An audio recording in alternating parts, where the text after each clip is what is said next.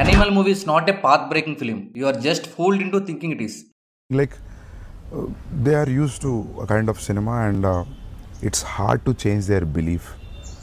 ఎవరికైనా కోపం ఎందుకు వస్తుంది అంటే mostly in my research what I found is like you question their belief system indirectly or directly. ఈ క్లిప్లోనే ఈ వీడియో కూడా మీ బిలీఫ్ సిస్టమ్ని క్వశ్చన్ చేస్తుంది.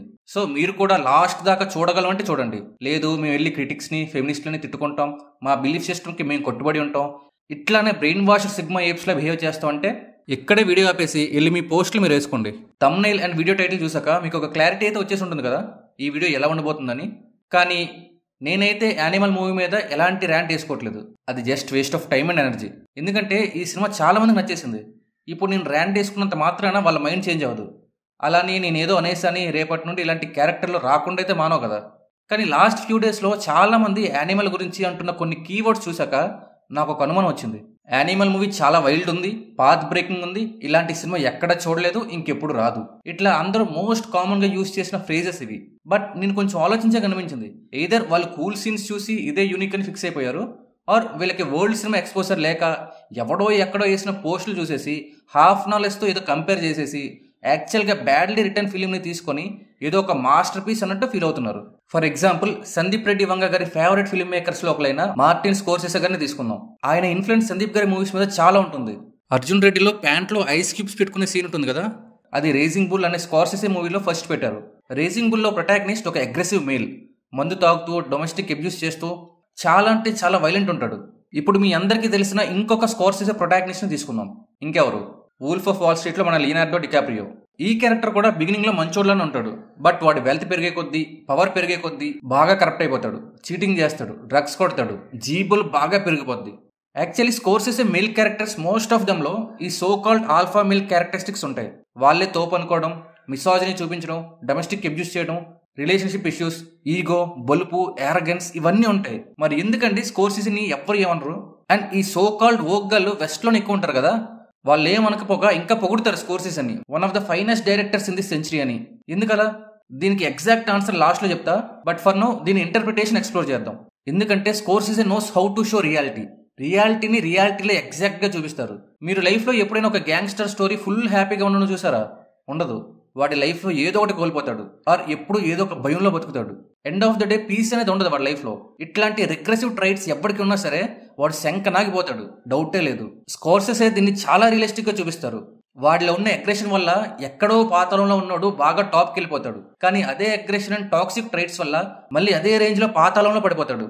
కరెక్ట్గా ఈ ఇష్యూ దగ్గరే సందీప్ గారితో నాకు గొడవ.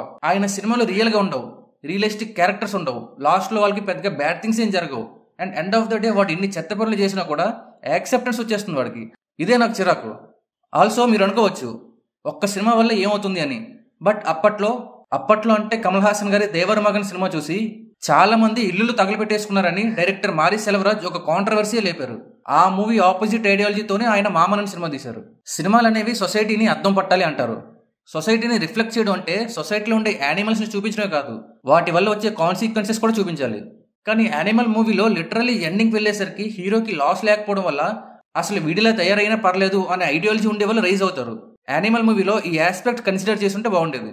జస్ట్ ఒకసారి మీరే ఇమాజిన్ చేసుకోండి, గీతాంజలి మీ సిస్టర్ అనుకోండి, మీ సిస్టర్ని రణబీర్ లాంటికి ఇచ్చి చేస్తారు అసలు? ఎస్ అన్నారంటే I think you should get therapy.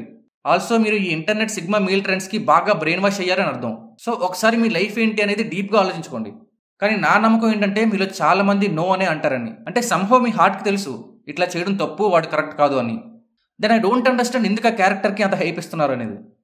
Also imagine run Vijay ప్లేస్లో ఒక అమ్మాయి ఇదంతా చేస్తూ ఉంటే ఏమయ్యేదో. ఒక ఫీమేల్ ప్రొటాగనిస్ట్ని పెట్టి తను వాళ్ళ నాన్న కోసం తన బావని చంపేసి స్కూల్లో గన్ ఫైర్ చేయడం లాంటివి చేస్తూ, మిషన్ గన్తో నాన్న పేరు చెప్పి 100 మందిని చంపేయడం లాంటివి చేస్తూ, నాన్నని చంపడానికి ప్లాన్ వేసే మోల్ వస్తే ఆ మోల్తో పడుకొని హస్బెండ్ని చీట్ చేస్తూ పిల్లల్ని పట్టించుకోకుండా ఒక వైఫ్ ఉంటే ఏంటి వింటుంటేనే యాక్సెప్ట్ చేయలేకపోతున్నారు కదా. యాక్చువల్లీ మూవీలో దీనికి కూడా డైరెక్ట్ రిఫరెన్స్ ఉంటుంది. అదే తప్పు నేను కూడా చేస్తే ఊరుకుంటావా అని గీతాంజలి అడిగితే రివర్స్ అవుతాడు విజయ్. సో మూవీలో జెండర్ స్వాప్ చేస్తే అవుట్ రేంజ్ మామూలుగా ఉండదు. ఇదే తప్పు అబ్బాయి చేసిన అమ్మాయి చేసిన సేమ్ ఒకేలా ట్రీట్ చేయాలిగా. వై ఓన్లీ మెన్ చేస్తే ఏమనుకుండా గ్లోరిఫై చేస్తూ ఓన్ చేసుకుంటున్నారు? నీ ఫ్రెండ్కి ఈ మూవీ నచ్చితే ప్రాబ్లం లేదు, బట్ అందులో ఉన్న ఆల్ఫా మేల్ థింగ్ని ఓన్ చేసుకోవడం లాంటివి చేస్తే కాస్త చెప్పండి. లేదు అసలు మేము మూవీని మూవీలానే చూసాం, ఎంటర్టైన్మెంటే, అందులో టేక్ అవే ఏం లేదు, ఆ హీరోలా మేము కూడా ఏం చెయ్యం అంటారా, ఫైన్. ఆర్ వీటిలో అస్సలు అవ్వకూడదు అనుకుంటారా, అది కూడా పర్లేదు. బట్ దెన్ లోపల ఉన్న యానిమల్కి ఫీడ్ చేసి వీడు చేసేదే రైట్, నేను కూడా అలానే చేస్తా అంటే రియాలిటీలో చాలా కాన్సిక్వెన్సెస్ ఫేస్ చేయాలి. Actually last time film companion round టేబుల్లో పార్వతీ రేస్ చేసిన కన్సర్న్ కూడా అదే. ఇలాంటివి చూసి అట్లాంటి పనులు చేసే వాళ్ళు జస్టిఫై చేసుకుంటారు. మూవీలో ఉన్న టాక్సిసిటీని బయట టాక్సిక్ ఉండే వాళ్ళు యూజ్ చేసుకోవడానికి స్కోప్ ఇచ్చినట్టే ఉంటుంది. మార్టిన్ స్కోర్సెసే రేసింగ్ బుల్లో ఐస్ క్యూబ్స్ పెట్టే సీన్ తీసాడన్నా కదా, ఆ సీన్ కాంటెక్స్ట్ చెప్తే వినండి. వాడొక బాక్సర్, మ్యాచ్కి ముందు బోనర్ వస్తుంది, కానీ మ్యాచ్కి ముందు సెక్స్ చేస్తే లెగ్స్ వీక్ అయిపోతాయని ఆ బోనర్ తగ్గించుకోవడం కోసం ఐస్ పెట్టుకుంటాడు. సో ఇక్కడ ఒక పర్పస్ ఉంది, వాడికి ఒక గోల్ ఉంది. బాక్సింగ్ అంటే వాడికి చాలా ఇష్టం, దానికోసం సెక్స్ని కూడా సాక్రిఫైస్ చేస్తున్నాడు అనేది కన్వే అవుతుంది. ఇప్పుడు సేమ్ సీన్ అర్జున్ రెడ్డిలో ఎందుకు యూజ్ చేశారు? పర్పస్ ఉంది ఆ సీన్కి? అస్సలు లేదు. జస్ట్ అమ్మాయి వెళ్ళిపోనగానే వెళ్ళిపోతాడు, వేరే అమ్మాయిలు దొరుకుతారేమో అని చూస్తాడు, దొరక్క క్యూబ్స్ వేసుకుంటాడు అంతే. దాని తర్వాత కూడా స్టోరీ మూవ్ అయిపోద్ది అక్కడ నుండి. సో సందీప్ గారు ఆ సీన్ ఎందుకు పెట్టారంటే జస్ట్ టు లుక్ కూల్. అరే ఈ సీన్ బాగుంది, ఎడ్జీగా ఉంది, యూత్ చూస్తే అట్రాక్ట్ అయిపోతారు, థియేటర్లో అరుపులు వస్తాయి, దట్స్ ఇట్. స్టోరీకి అవసరమే లేదు. అర్జున్ రెడ్డి కాబట్టి ఇట్లా 1-2 సీన్స్తో ఆయన పైత్యం ఆపేశారు. బట్ యానిమల్లో దీన్ని నెక్స్ట్ లెవెల్కి తీసుకెళ్లారు. యానిమల్ మూవీ ఒక సెటైర్లా తీసుంటే, ఒక ఐరనీ కన్వే చేసే సినిమాలా తీసుంటే నేను మనస్ఫూర్తిగా 5 స్టార్స్ ఇచ్చేవాడిని. కానీ అది జస్ట్ ముసుగేసుకున్న ఫిల్మ్ అంతే. The film is not honest with it self. Character study అన్నట్టు చూపిస్తారు, బట్ అది క్యారెక్టర్ స్టడీ కాదు. క్యారెక్టర్ స్టడీ ఎందుకు కాదు అంటే హానెస్టీ లేదా ఫిల్మ్లో. మీలో చాలామంది అనుకుంటారు ఇప్పుడు ఇంత రాగా తీస్తే హానెస్టీ లేదంటాడంటారా వీడియో అని. ఇందాక రేసింగ్ బుల్ అర్జున్ రెడ్డి కంపారిజన్తో మీకు అర్థమై ఉంటుంది, Sandeep Reddy Vanga recreated that scene only to look cool అని. అలాంటివి యానిమల్లో కుప్పలుంటాయి. రణబీర్ క్యారెక్టర్ ఇంట్రడక్షన్ తీసుకుందాం. ఒక బైకర్ గ్యాంగ్ స్వాగ్తో ముల్లెట్ హెయిర్ కట్ వేసుకుని వస్తాడు. రష్మికతో ఫస్ట్ చెప్పే మాటలు, నేను ఒక ఆల్ఫాని, ఒక కేవ్ మ్యాన్ని, నేనే స్ట్రాంగ్ ఉంటే అందరికన్నా, నువ్వు బేటాగాలని పెళ్లి చేసుకుంటే నీకు ఒరిగేది ఏం ఉండదు, నన్ను చూస్ చేసుకో అని. ఆమె ఆలోచనలో పడుతుంది. తర్వాత you have a big pelvis అంటాడు. వాడి దృష్టిలో అదొక కాంప్లిమెంట్ ఏమో, బట్ బయట అలా అనకండి, చెప్పుతో కొడతారు. That is just plain objectification. ప్రపంచంలో ఏ అమ్మాయి అయినా ఇట్లా లేకిగా మాట్లాడితే మొఖాన్ని ఉమ్మేసి వెళ్ళిపోద్ది. కానీ ఈ మూవీ సందీప్ గారి ఫ్యాంటసీ కాబట్టి ఆమెకి బ్రెయిన్ లేకుండా రాశారు ఆ క్యారెక్టర్. సో వెంటనే వీటితో పాటు వచ్చేస్తుంది. మళ్ళీ దీనికి ఒక రీజన్ ఇస్తారు, స్కూల్లో సీనియర్ అనేసి. బట్ పీపుల్ గ్రో అప్ కదా, ఎప్పుడో 7th క్లాస్లో ఉన్నట్టు ఇప్పుడైతే ఉండరు కదా. ఈ సీన్ తర్వాత థియేటర్లో అందరూ అరిచిన ఫస్ట్ సీన్ అంటే ర్యాగింగ్ చేసినోడిని బెదిరించడానికి విజయ్ ఏమో గన్ వేసుకుని వెళ్ళిపోయే సీన్. అది చూడగానే నా మైండ్లో వచ్చిన ఫస్ట్ థాట్, ఇప్పుడు ఈ సినిమా చూసి ఇది కూల్ అనుకొని ఎవడైనా గన్ వేసుకెళ్ళి స్కూల్లో షూటింగ్ చేస్తే పరిస్థితి ఏంటా అని. బట్ సరే అండి, ఇండియాలో గన్ షూటింగ్స్ తక్కువ, సో అది జరగదు అని అనుకుందాం. ఆ సీన్ ప్రెజెంటేషన్ కూడా just to make him look cool అన్నట్టు ఉంటుంది. వీడు కిడ్ అనేసి అందరూ తక్కువ చేసి చూస్తారు. సో వీడు ఆల్ఫాని ప్రూవ్ చేసుకోవడానికి గన్ వేసుకెళ్ళి బెదిరిస్తాడు. తర్వాత వాళ్ళ నాన్న వీడిని కొట్టడం టోటల్లీ కరెక్ట్. కానీ అక్కడ కూడా వీడే కరెక్ట్ అన్నట్టు ఉంటాయి డైలాగ్స్ అన్ని. బర్త్డే పార్టీలో కూడా వీడు weirdly obsessive of his sisters. వాళ్ళ సిస్టర్స్ హస్బెండ్ టచ్ చేయగానే వీడికి పిల్లకలు టచ్ అయిపోతాయి, కోపం వచ్చేస్తుంది. ఇంకా ఫస్ట్ హాఫ్లో వీడు ఆ ఫ్యాక్టరీ స్పీచ్ ఇవ్వడం, నాన్న పర్మిషన్ అడగకుండానే లీడర్ అయిపోవడం, సిస్టర్ హస్బెండ్ని చంపేసి యానిమల్ అయిపోవడం, ఇక క్రేజీ ఇంటర్వెల్ సీన్ రావడం. Believe me when I say this, నాకు యాక్చువల్లీ ప్రాబ్లం లేదు సినిమాతో ఈ పాయింట్ దాకా. ఏంటిడు తిడతాడు అనుకుంటే ప్రాబ్లం లేదు అంటున్నాడు అనుకున్నారా? నిజంగానే ఇష్యూ లేదు. ఎందుకంటే ఈ సీన్స్ అన్నింటిలో ఒక కామన్ థింగ్ ఏంటంటే they don't take themself seriously. Dark humour ఉంటుంది. ఒక పాయింట్లో ఆల్ఫా మేల్ అనే పిచ్చలో వీడు ఏమేం పెచ్చేషాలు వేస్తున్నాడు బాబు అని నవ్వొచ్చింది. ఐ రియల్లీ థాట్ ఇక్కడ దాకా ఈ మూవీ టాక్సిక్ మ్యాస్కులిటీ మీద, ఆల్ఫా మేల్ కల్చర్ మీద ఒక సెటైర్ అని. ఈవెన్ సెకండ్ హాఫ్ స్టార్ట్ అయ్యాక కూడా నచ్చింది నాకు. ఆ ఫైట్ తర్వాత వీడు వల్నరబుల్ అయిపోతాడు, హీరింగ్ పోతుంది, టేస్ట్ అండ్ స్మెల్ పోతుంది, బ్లాడర్ కంట్రోల్ పోతుంది, ఎరెక్టైల్ డిస్ఫంక్షన్ వస్తుంది, సెక్స్ చేయలేడు దానివల్ల. సో బేసికల్లీ యానిమల్ సినిమా ఇక్కడితో ఎండ్ అయిపోయి ఉంటే 5 out of 5 స్టార్స్ ఇచ్చేవాడు నేను. ఎందుకంటే వాడికి చిన్నప్పుడు ఫాదర్ ప్రేమ దొరకలేదనే వ్యాలిడేషన్ కోసం, లేదా ఆల్ఫా మేల్ని ప్రూవ్ చేసుకోవాలనే ఆవేశంలో చేసిన దోల పనుల వలనో, లేదా వాడి ఇన్నర్ క్రిమినల్ ఇన్స్టింక్ట్ని సాటిస్ఫై చేయడానికి దొరికిన ఛాన్స్ అని క్రిమినల్ బిహేవియర్ చేయడం, రీజన్ ఏదైనా సరే కాన్సిక్వెన్సెస్ అయితే చాలా గట్టిగా వచ్చాయి. ఇక్కడి దాకా I will accept the movie. కానీ ఇక్కడ నుండి మూవీ టోన్ చాలా మారిపోతుంది. పాయింట్ పక్కకి వెళ్ళిపోతుంది. సందీప్ వంగ సెల్ఫ్ ఇంటెలిజెన్స్ పెరిగిపోతుంది. ఆయన పర్వర్టెడ్ థాట్స్ అన్ని డిస్ప్లే చేయడానికి ఈ రెస్ట్ ఆఫ్ ది మూవీ ఒక స్టేజ్ అయిపోతుంది. వీడి స్ట్రెంత్ పోగానే వీడి వైఫ్ సరిగ్గా రెస్పెక్ట్ ఇవ్వట్లేదని వీడి ఫీల్ అయిపోతాడు. But Geetanjali actually respects him. ఆమెని డెలివరీ టైంలో చాలా బాగా చూసుకున్నాడు కాబట్టి ఈసారి నా వంతు వచ్చింది, నేను చాలా బాగా చూసుకుంటా అంటుంది. సో ఆమె ఫాల్ట్ ఏం లేదు. She loves him with or without alphaness. కానీ వీడికే బలుపు, నేను ఆల్ఫాలో లేకపోతే నన్ను రెస్పెక్ట్ చేయరేమో, లవ్ చేయరేమో అనే ఒక ఇన్సెక్యూరిటీ, ఒక ఇన్ఫీరియారిటీ కాంప్లెక్స్లోంచి యాంగర్ వస్తుంది. అందుకే హౌస్లో వర్కర్స్ని బ్యాడ్గా ట్రీట్ చేస్తాడు. మీరు చూడండి, హౌస్ వర్కర్ని బ్యాడ్గా ట్రీట్ చేశాకే గీతాంజలి వచ్చి బాగా ఉప్పేసి ఇస్తుంది ఫుడ్. అంటే వీడు అవతలతో సరిగ్గా లేడనే కోపం, ఆల్ఫానెస్ లేకపోతే మగాడు కాదు అన్నట్టు ఫీల్ అవుతున్నాడనే కోపం. కానీ తర్వాత ఆ క్యారెక్టర్ని సింపథైజ్ చేసేలా వస్తుంది సీన్. అన్నీ కోల్పోయినట్టు ఫీల్ అవుతాడు. బట్ బ్రో, నువ్వు పట్టేసుకొని తిరిగినా నేను లవ్ చేసిన వైఫ్ ఉంది, నీ పేరెంట్స్ బతికే ఉన్నారు, ఇంకేంది నీ బాధ? ఇక్కడ సందీప్ రెడ్డి వంగ ఇంకొక రిఫరెన్స్ పెట్టారు. అది గాడ్ ఫాదర్ మూవీలో సీన్. అందులో కూడా సేమ్ హీరో వాళ్ళ సిస్టర్ హస్బెండ్ని చంపేస్తాడు. కానీ చెప్పడానికి ఆమె ఓన్గా రియలైజ్ అవుతుంది. ఆ సీన్ ఎంత ఎమోషనల్గా ఉంటుందంటే, ఆమె రియలైజేషన్ వల్ల వచ్చిన బాధ, అన్న మీద వచ్చిన హేట్, ఇవి మాత్రమే కాదు, హీరోకి కూడా ఒక ఇంటర్నల్ కాన్ఫ్లిక్ట్ నడుస్తుంది. చెల్లి పడుతున్న బాధను చూడలేడు, but at the same time family కోసం చేయక తప్పట్లేదు. ఆ సీన్లో ఇన్ని ఎమోషనల్ లేయర్స్ ఉంటాయి. సేమ్ సీన్ యానిమల్ మూవీలో తీసుకుందాం, literally zero emotion at all. వాళ్ళ సిస్టర్ ఫీల్ అయ్యేది మనం అస్సలు ఫీల్ అవ్వం. ఎందుకంటే ఆల్రెడీ తన హస్బెండ్ డెత్ని ఎలివేషన్ కోసం వాడేసుకున్నారు. కాల్ మాట్లాడగానే సిస్టర్ని హక్ చేసుకోగానే థియేటర్ అంతా అరిచారు. సో ఒకరి డెత్ని సెలబ్రేట్ చేసుకున్నాక కన్వీనియంట్గా వాడి వైఫ్ ఫీలింగ్స్ని మనం పట్టించుకోలేదు. ఇక్కడ సందీప్ వంగ కూడా రాయలేదు ఆ సీన్స్. ఎందుకంటే ఆమె ఏమైపోయినా పర్లేదు, హీరోగా ఎలివేట్ అయితే చాలు. అందుకే వాళ్ళిద్దరి మధ్య సీన్ ఫ్లాట్గా ఉంటుంది. వాడు ఒక క్రిమినల్ అని, మర్డరర్ అని, వాడు లేకపోతే ఇంకొకరిని చేసుకొని అంటాడు. కానీ నువ్వేమైనా పతిత బ్రో, నువ్వు కూడా క్రిమినలే, మర్డరరే. వాడికి నీకు డిఫరెన్స్ అంటే ఫ్యామిలీని బీటర్ చేసాడు వాడు, నువ్వు చేయలేదు, అంతే తేడా. ఇక్కడ గీతాంజలి వచ్చి ఒక డిస్గస్టింగ్ లుక్ ఇస్తుంది. వీడి హిపోక్రసీని చూపించారు ఇక్కడ కూడా.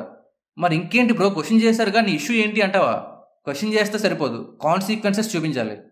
సిస్టర్ హస్బెండ్ని చంపాక సిస్టర్ వీడిని వదిలేసి వెళ్తుందా? లేదు. హేట్ చేస్తుందా? లేదు. రెస్ట్ ఆఫ్ ది మూవీ మొత్తం వీడికి ఎగైనెస్ట్గా ఉంటుందా? లేదు.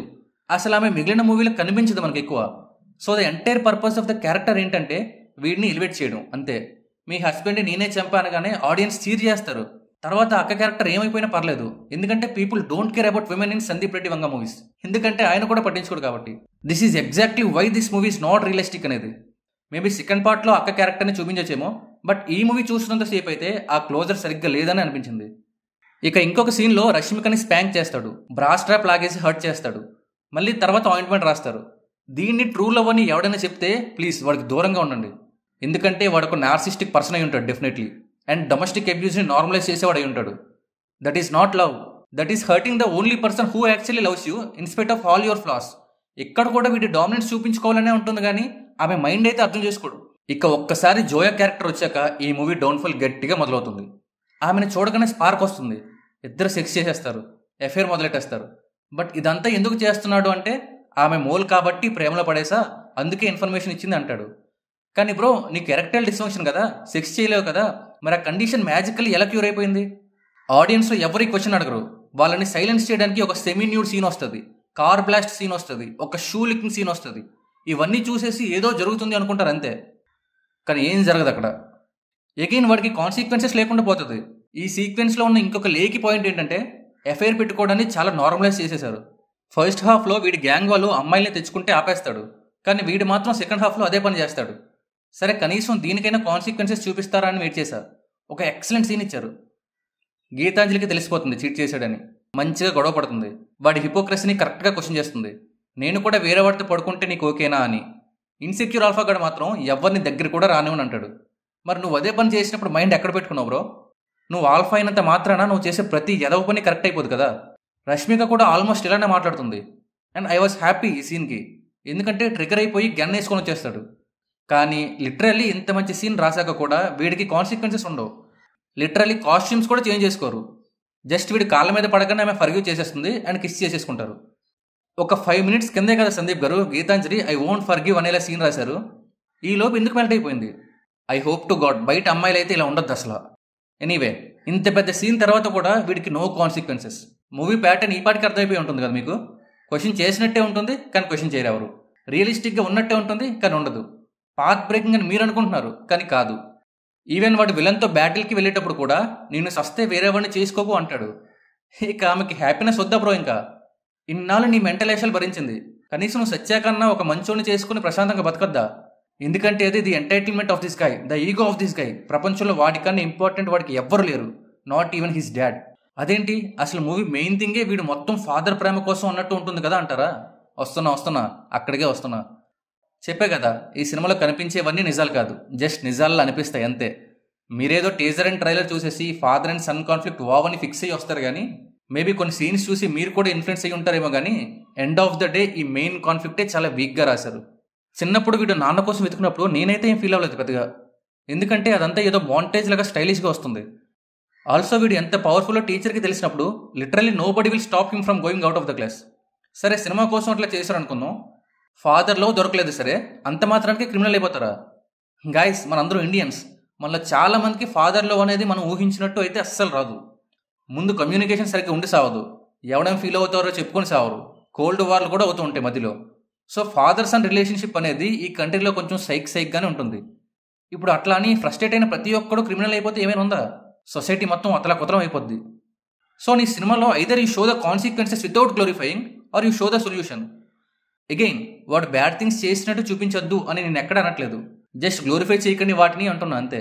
వెనకాల ఎదిరిపోయే బీజియంలు వేసేసి లో యాంగిల్ షాట్ పెట్టి ఒక గాడ్ లెవెల్ ఇమేజరీ తీసుకొచ్చి మీరే ఆడియన్స్కి వీడిని ఎలా చూడాలో చెప్పేస్తే ఇక ఆ స్టోరీని మేము ఎలా ఇంటర్ప్రిటేషన్ చేసుకుంటాం?